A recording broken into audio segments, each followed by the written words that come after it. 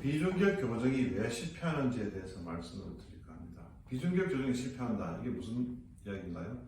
여러분, 코가 막혀서 비염 수술을 하러 가면 코안이 휘었다, 비중격이 휘었다라고 이야기를 합니다. 코안의 반을 딱 나누고 있는 이 막을 비중격이라고 하는데, 이 막이 휘었다. 그래서 한쪽이 막힌다. 그래서 수술을 해야 된다는 말씀을 많이 들었을 겁니다. 이 비중격은 실패율이 꽤 높아요. 논문에 발표된 것만 해도 뭐 20-30%씩 되기도 합니다.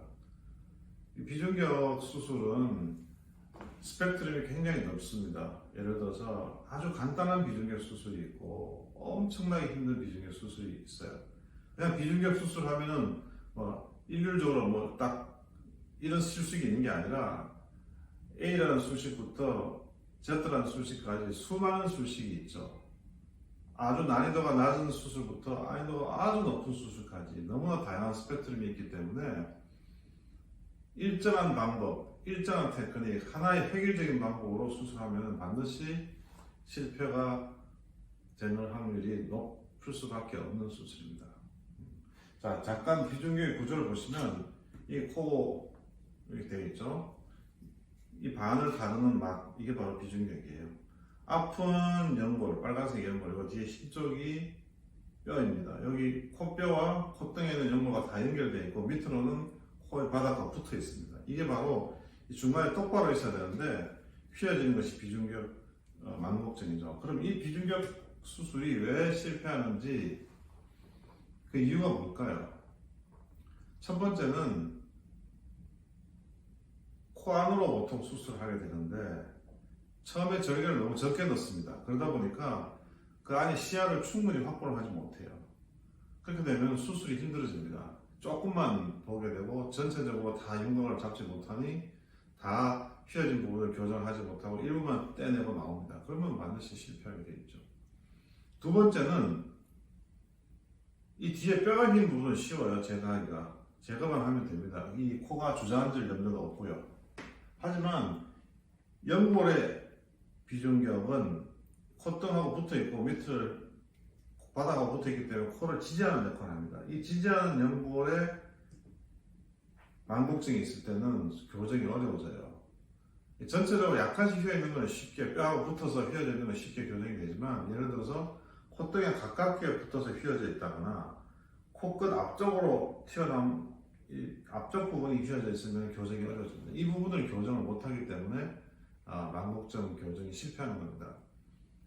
그 부분을 교정하는 방법은 과거에는 여러 사람들이 이제 뭐 절제만 좀 잘라내고 이 흠집을 내서 펴면 된다 이렇게 설명했는데 실제는 그렇지 않거든요.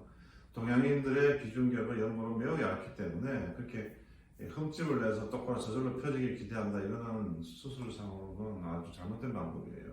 아직도 그런 잘못된 방법을 쓰는 사람들이 많습니다. 그러다 보니 뭐 수술장에서 조금 흠집을 내니까 똑바로 펴진 것 같았는데 나중에 보면 다시 윈다거나 반대편 올린다거나 이런 일이 비일비재한 것이죠. 그래서 약한 비중격 연골은 반드시 수술 당시에 똑바로 펴지게 뭔가를 받쳐줘야 됩니다. 이게 바로 이제 스플린팅 그래프트, 배튼 그래프트라고 하는 것이죠. 특히 콧등에 가까운 부위, 앞쪽에 가까운 부위에는 그렇게 휜 부분이 있으면 이런 수식이 필요합니다. 이렇게 해야만 다시 휘지 않고 반대쪽으로 휘거나 이런 일이 발생하지 않습니다. 제가 말씀드린 첫 번째, 충분히 시야를 확보하지 못해서 수술 부위를 다 보지 못하고 코와 연골과의 비중격뼈와 비중격 연골 사이를 충분히 방해하지 못해서 휜 부분을 다 제거하지 못하는 것이 첫 번째 원인이고, 두 번째는 콧등에 가까운 부분, 코끝에 가까운 연골성 비중격을 제대로 펴지 못해서 비중격 망곡증 교정이 실패한다 이렇게 제가 설명을 드렸죠. 이것이 이제 가장 흔한 원인이고, 세 번째는 보통 비중격 수술을 하다 보면 넓어진 공간에 합의각계가 커지기 때문에 한쪽이 좁아지면 넓어진 쪽도 있잖아요. 넓어진 쪽에 합의각계가 커집니다. 그래서 커져 있는 합의각계를 적절하게 줄여줘서 비중격이 휜 게 똑바로 됐을 때 이쪽 부위가 오히려 좁아져서 코가 막히는 느낌이 들지 않게 합의각계 조절을 잘 해줘야 되죠. 이런 합의각계 수술을 또 적절하게 해주지 못하면은 비중격 교정은 잘 됐다 하더라도 코막힘이 생길 수가 있어요. 또 이것도 비중격 교정이 실패하는 원인 중에 하나죠.